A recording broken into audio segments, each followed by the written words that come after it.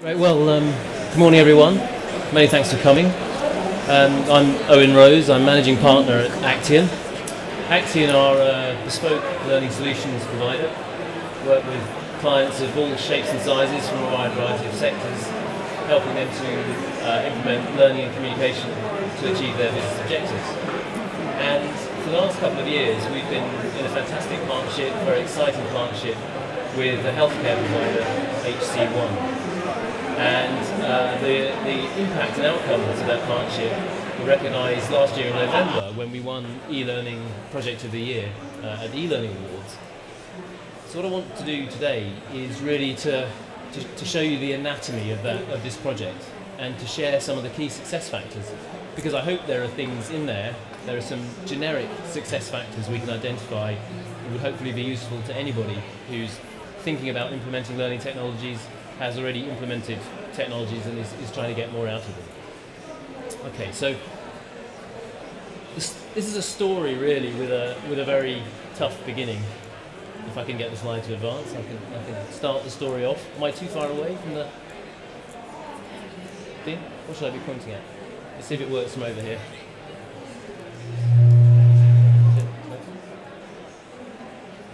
It was working before.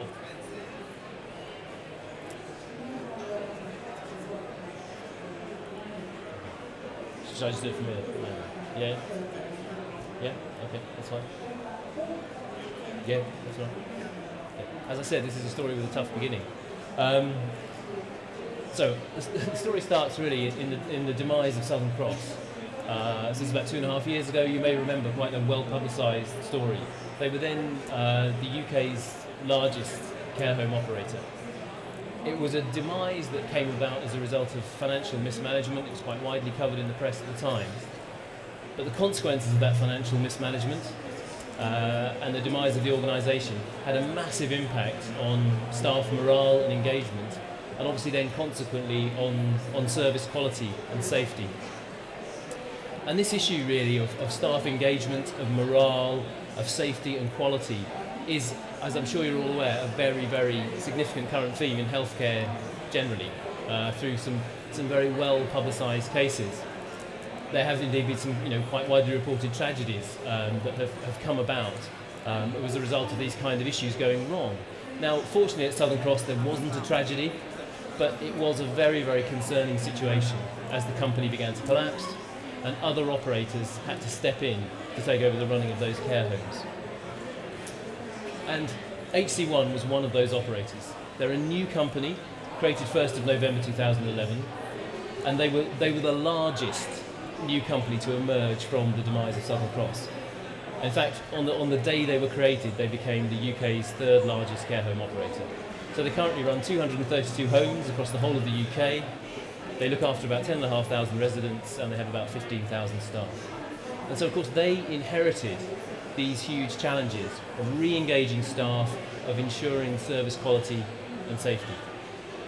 And from the start of the company, they encapsulated their mission to turn this company around in a vision, a clearly defined vision. And that vision was to become the kindest care home operator in the UK. And from the start, they put learning and development at the heart of realising that vision. And rather bravely, for a business in their sector and with their working environment, they wanted to put learning technologies at the heart of learning and development. And that's when Acteon got involved. We had worked very successfully before with the management company behind HC1, and they brought us in at that point to partner with them to really transform the workplace learning experience at HC1, using learning technologies, but also using blended learning as well. And the outcome of all of that, 10 months after the company was created, we helped them to launch Touch.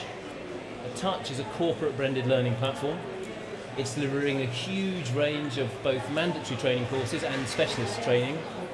It's providing performance support in the workplace, it's got coaching tools. It is a complete corporate learning platform.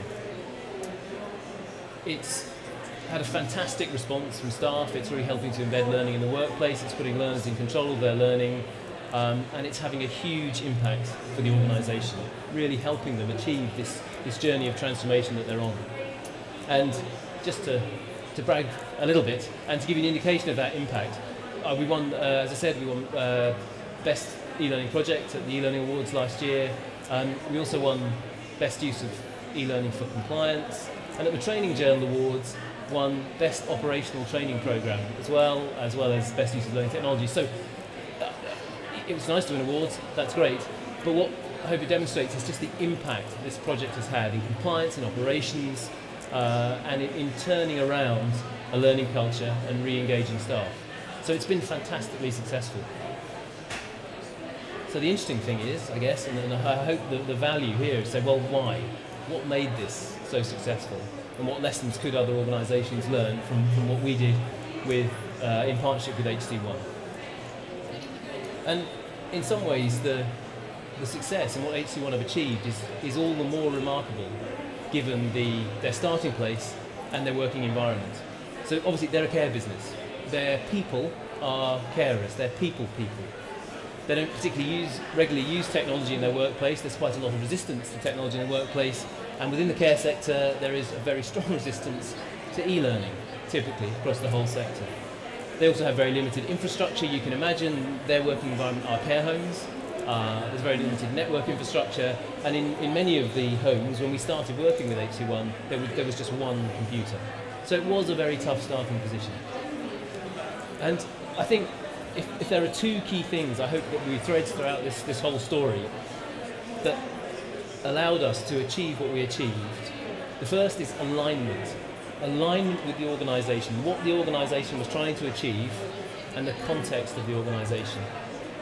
And the second one was an absolute focus on engaging colleagues in this journey and in the learning. So everything that we did was aligned and seeking to build engagement. And I hope to be able to tell you a bit about the practical things we tried to do to make that happen. But all of that started with stakeholder engagement. So it was really about learning about this organisation, not just about the learners, but though obviously they were a critical stakeholder group, but about their managers, learning about the structure, the existing structure of the HR department, learning about the way that the homes work, understanding the IT infrastructure of the organisation and the IT department. So we had a whole range of stakeholder engagement activities, but at the heart of that was a stakeholder working party that we built. This was 20 staff from different roles all across the organisation, and they were our guides in shaping the solution, and they were our champions in taking the solution out to the business. And one of the key outcomes from that stakeholder engagement were 3 guiding principles for the development of touch.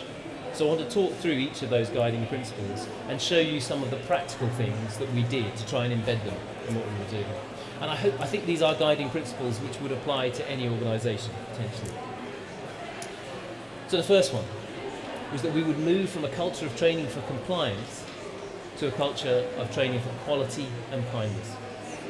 Because one of the most, in some ways, I guess the most shocking things, but perhaps shouldn't have been a surprise at all, and it may be something that resonates with you, is one of the things that came back to us very strongly from the stakeholders that we talked to, was they said, yeah, we have training.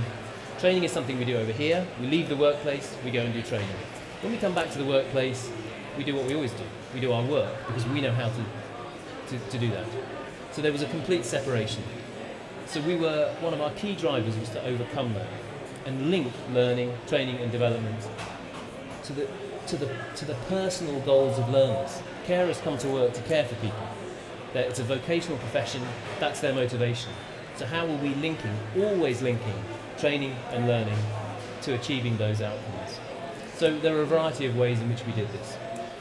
One of the big advantages that we had was HC1 were absolutely determined, and they were quite right, that they had to take a bespoke approach to everything they did. So all the content we created for them was bespoke, it was built for them. And what that meant was we could literally write their vision of the kindest care into that content. So when we were creating content, say in infection control or manual handling, these really dull compliance areas that it's very difficult to get staff to engage with, we could actually say, why does keeping that kitchen surface clean help make the lives of your residents safer and more healthy?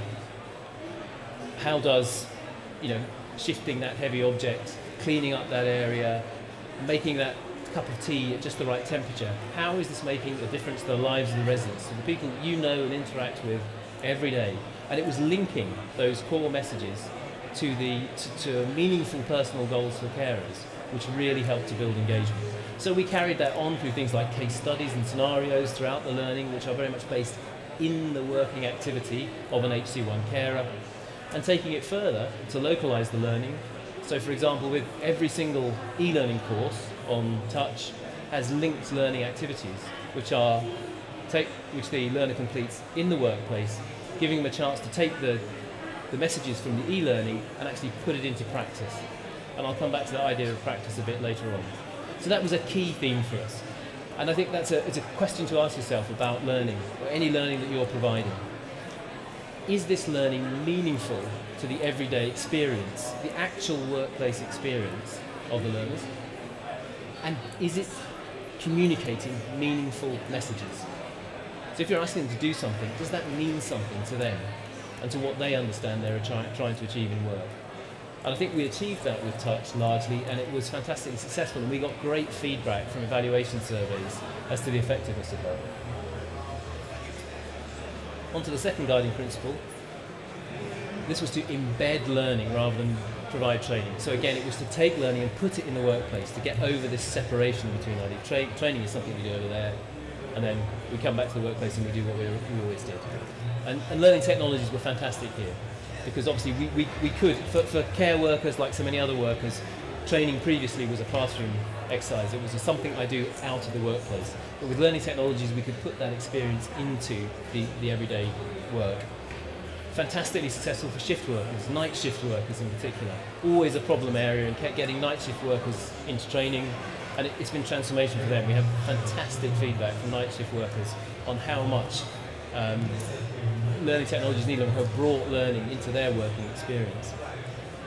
It was also crucial, was empowering local managers, because in the care home environment, the care home manager is an absolutely key figure.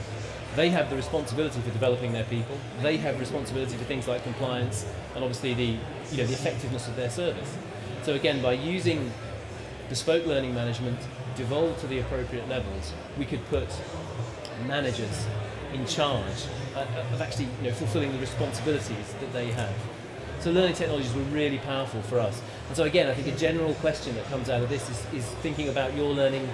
Is it available to the person at the relevant point, the place where they need it, in their workplace, in their workflow? And is the management of learning devolved to the right level, to the person who actually has the responsibility for whether that learner is doing what they're supposed to do, making the development steps they're supposed to make? Moving on to our third key guiding principle, which was to move beyond the module. And what we meant by this, again, in the kind of sector that HC1 are in, the kind of environment they're in, so much of training is viewed as one hit. Maybe it's annual refresher training that you do, so you do a course once a year, you go and do your classroom training, the cross is put in the box, that's fine, come back next year, we'll do it again. And so we really, really wanted to move beyond that and to give learners the opportunity to practice and refresh their learning in the workplace and make that a part of their everyday work. So to give you an idea of the blend that HC1 are using, yes, they have interactive e-learning courses. So we use a different variety of tools to do that. But it's the usual, what you would expect from interactive e-learning, using a variety of multimedia, questioning, linked assessments, all that sort of thing. I've mentioned already the workplace learning activities. So there are practical exercises that are based on that knowledge, and then they ask the learners to put them into practice in the workplace. We have coaching tools, things like conversation cards. So this is a set of cards that the home manager will have, picking on all sorts of topics from across, wide-ranging aspects of services. At any time, the conversation cards allow them to spark a story, a discussion about a particular area or a particular issue, and give them some guidance on how to conduct a discussion with their staff around that. So they might use them in little team meetings, they might use them one-to-one in supervision, they can use them how they like, but it's putting tools like that at the disposal of managers in the workplace to allow them to refresh the learning. We use various other channels as well. We have a video-based learning channel called HC1 TV, which is very much based around capturing peer-contributed content. So we film experienced colleagues talking about a particular behavioural skill or showing them doing an activity, and then obviously that's available for performance support in the workplace. Another really effective little intervention, one of probably the most talked about intervention that we created, was we created a series of what we called mini movies. So these were little animated sequences, they're usually between 1 and 3 minutes long, and they focus on a critical learning need. So in the care sector environment, it's things like, how do you identify the beginnings of a pressure sore? How do you make sure you've got the medications order in right so you don't run out of medications? Even down to things like, what's the first thing you should do if you discover a fire? And we took these very simple but critical learning messages and we made little animated movies to back them up. But in every case they were humorous, or they were quirky, they were slightly different. So we're trying to create what we call, a cognitive dissonance. You take something very serious, we put it in a silly context, it makes people's brains work a bit harder, and they retain that information. And these mini movies were fantastically effective. And one of the things we really wanted to achieve with them was in terms of building awareness. They're the kind of thing that goes viral. So people say to us, oh, have you seen that movie about where the woman's singing about medications? And this sort of thing, and it gets around the organisation and it gets people going back to their learning record to see what's there and to look for new things. So we're using a whole blend of learning materials, both to deliver learning initially, but then to support practice and reinforcement in the workplace. And so again, to summarise that guiding principle, I'll take a question which I know is something that Julie Dirksen, who you may have come across, which she spoke in the conference upstairs. She's a quite well-known learning designer. A question she always encourages people to ask is, whatever you're teaching, whatever you're trying to get people to develop, say, is this something that this person could reasonably be expected to do without practicing it? So I give them the training intervention. Would I then expect them to go and be able to do it? If it isn't, and usually it won't be, then you're trying to develop a skill or change a behaviour. And if you're going to do that, people have got to be able to practice it. So you've got to get beyond the one hit of learning and use maybe a blended approach to reinforce that learning in the workplace. So 3 guiding principles, which I hope have quite generic value. The 4th strand and the 4th key success factor I have to bring out, and it's something at Acteon we're passionate about in terms of making learning effective and making change happen, is communication. So obviously for HC1 this was a huge change journey, and learning was at the heart of driving that. But it was a massive change for colleagues. They were going to be using more technology, they were going to be learning in the workplace, they were going to be saying goodbye to a lot of their face-to-face classroom training, they were going to need to be slightly more self-motivated, more organised to do their learning. So we had to take them on that journey, and communication was key to it. So again, when we talk about communication, we're not just talking about communication to the learners, we're talking about communication to everybody who has a stake in making this happen. So yes, that's the line managers, it's senior board members, it's actually residents and relatives, the people in the care home as well.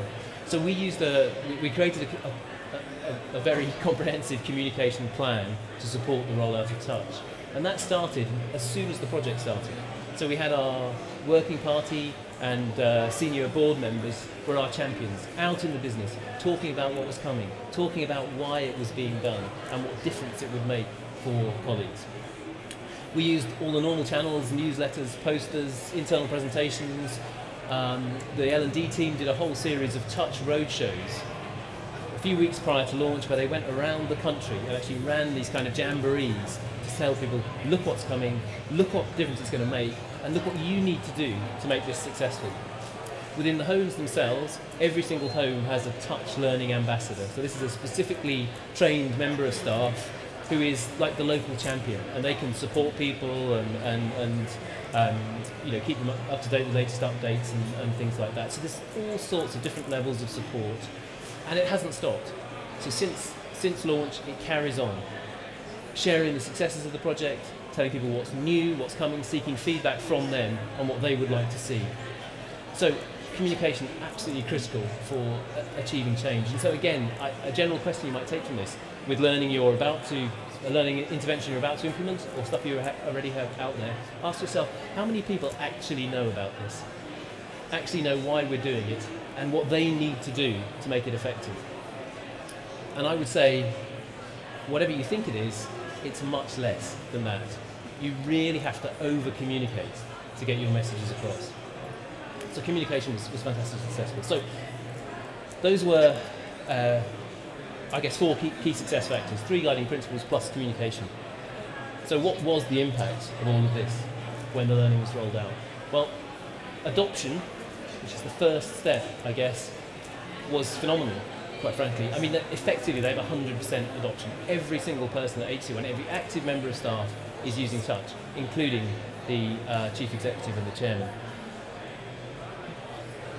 E-learning and use of learning technologies is now just a completely embedded part of life for HC1. So they're currently, this number moves quite fast because an e-learning course is completed about every 2 minutes, 24 hours a day, somewhere at HC1. So the last time we made this slide, it was 325,000 courses, 280,000 e-learning hours delivered by e-learning.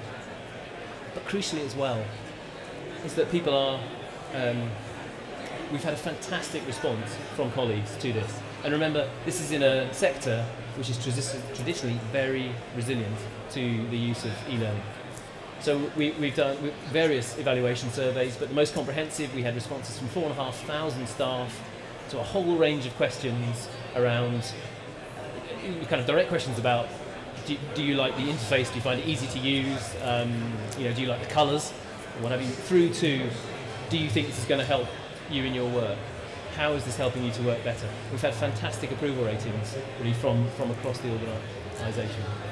So it's been very, very well adopted. It has engaged staff, re-engaged staff. In terms of kind of some sort of core business objectives, a critical thing for HC1 was to transform their compliance picture. Care sector, very, very highly regulated. Big penalty for not having compliance is you're red flagged by the regulators. When you're red flagged by the regulators, nobody is going to put their relative into your care home. And if you have enough red flags, you're embargoed, so that nobody can even put a new resident into your care home. So they had to transform their compliance picture, and they had to transform it from a very, very low position very quickly. And Touch exceeded its objectives to do that and allowed them to hit their compliance target within the first year. And obviously, it will be clear that this was a very significant investment for HC1. And when I start talking about bespoke learning, bespoke courses, bespoke LMS, expensive is probably a thought that's going around your mind. And obviously it was quite a significant investment. But when you look at the return on that investment, because critically for HC1, as I said before, in the care environment, like so many others, training is an outside the workplace environment. So people are going on these half-day training courses or day-long training courses. When they're off shift, they have to be covered. Because e-learning has put learning into the workplace and it's greatly reduced the amount of time that's required to do that, in many cases the learning can just be completely integrated into a shift and there's no cover time at all. So HC1 have drastically reduced their bill for replacement staff and agency staff to cover their workforce.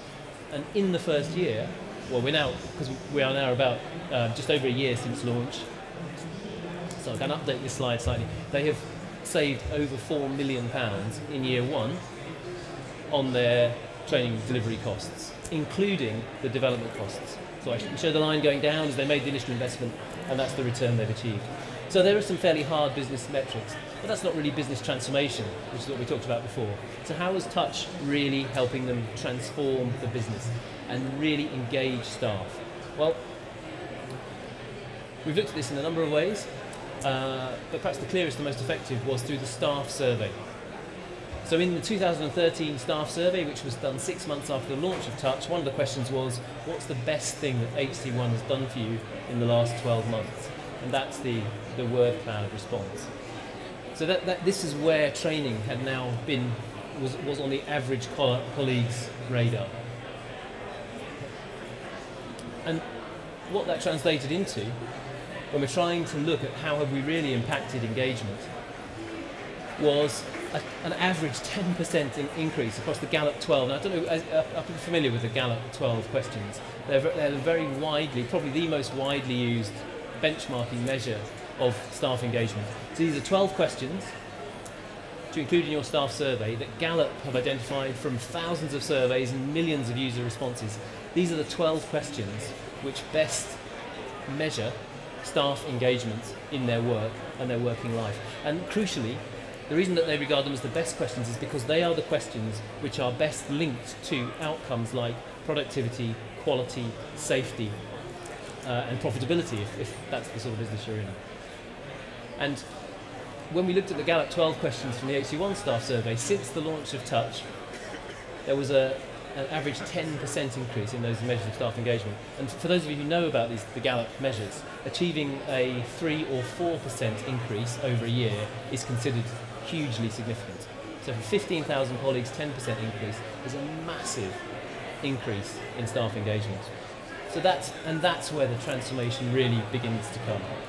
In terms of operational impact, we did a year after launch, we did a survey specifically of home managers, who are a pretty tough crowd, and said, what operational impact is it making? How is it making things different in terms of your service quality, your safety? And again, we got fantastic responses, fantastic evidence of the practical indications.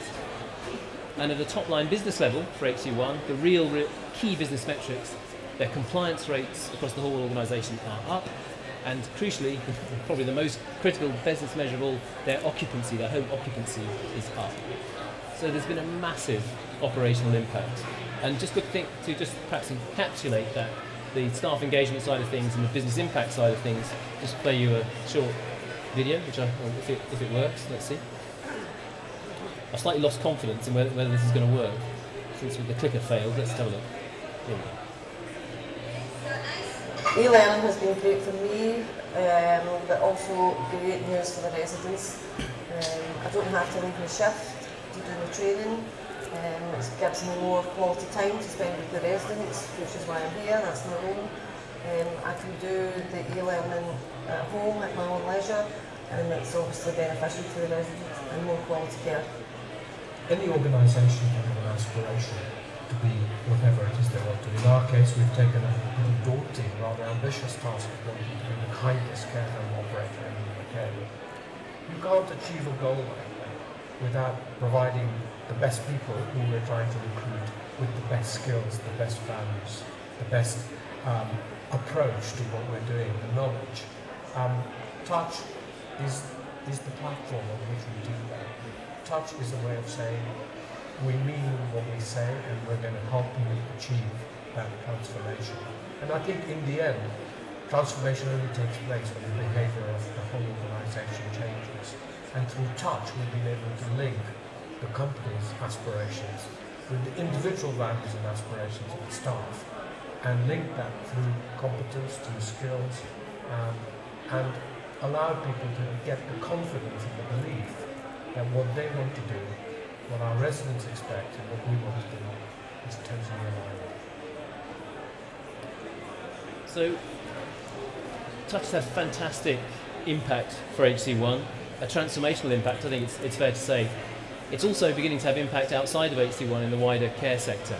I mentioned at the beginning, this critical issue of engagement and accountability of staff, and the connection between that and quality and safety in care.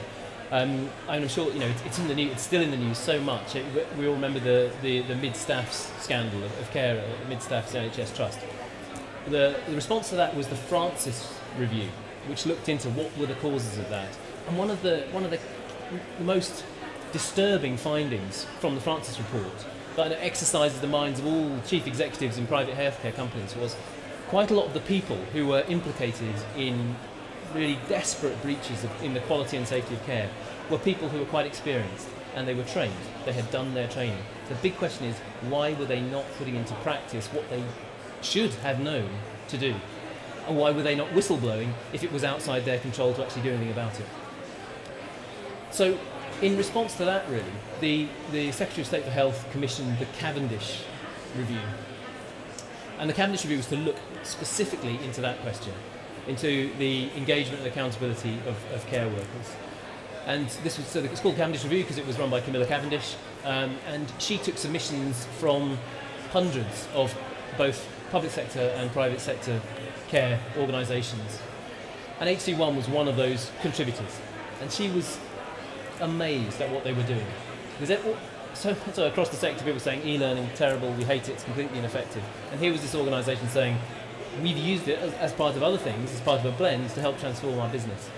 And so HC1 is actually picked out as a case study, extensive case study in the Cavendish Review report. And as a result of that, the Care Quality Commission, who are the English regulator, are now working with HC1 to look at how best practice and the learning that they have done can be brought in more widely into practice in care in the UK. So, as I said, it's been quite an exciting journey. It's been a very, very exciting project to be involved with. HC1 are a fabulous client who really, in terms of learning and development and developing their people, have really backed up their claim to put learning and development at the heart of their vision. I hope there were useful things in there. There are some generic messages from the specific story. If you'd like to find out more, we have on our website, acteoncommunication.com, there's a short video which has some kind of best practice tips that come out of this project. Some of them may overlap a bit with what I've just said, but there are some different things in there as well. You might also be interested in on our website to access, I think it's in our news section currently to put it there. There's an in-focus report aligning learning to business. And this is a report actually not done by us. We sponsored it because alignment is a real area of interest for us. This report was actually put together by Towards Maturity, who are the e-learning industry benchmarking people. Some of you may well know them. They're here in force at the conference, and so that's their in-focus report on aligning learning with business. And you can get that from our website if there are things in there. So thank you very much for your time. We're on stand 157. If you want to come and talk to me there, I'm very happy to chat afterwards. Thank you very much.